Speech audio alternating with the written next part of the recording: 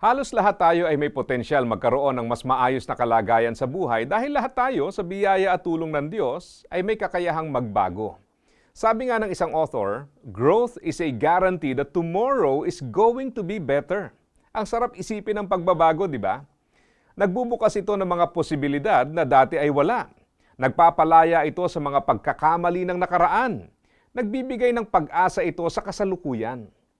Madalas na-associate natin ang bagong taon sa bagong buhay.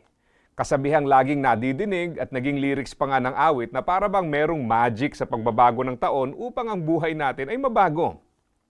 Siguro naging ganoon ang konsepto dahil sa pagbagong taon, may mga New Year's resolution.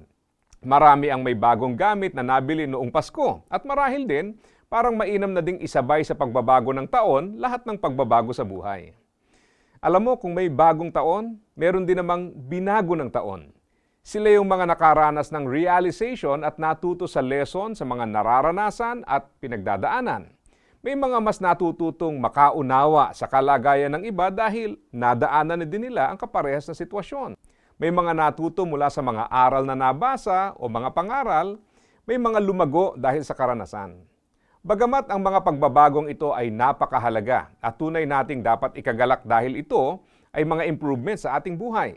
Mahalagang tandaan na ang tunay na pagbabago ay paglaya sa nakaraan at pagtatalaga sa isang panibagong layunin.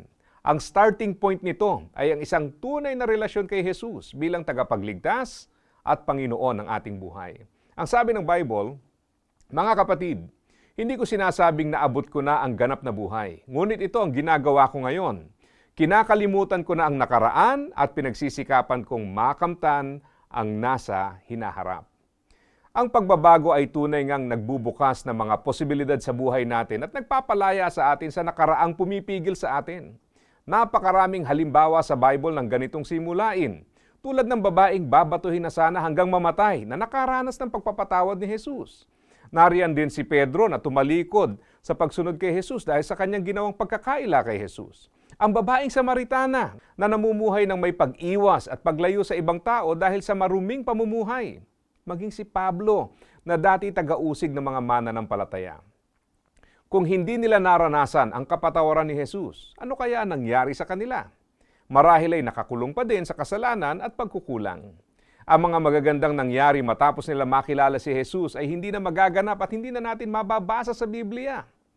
Ano man ang nagawa mo o kalagayan mo, alalahanin mong may pag-asa pa dahil ang pagpapatawad ng Diyos ay laan pa din.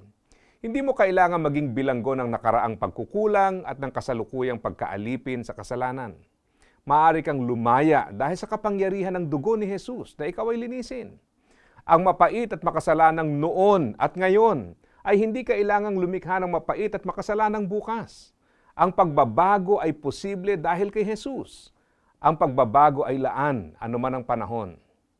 Maligayang unang araw ng taon at asa pa tayo.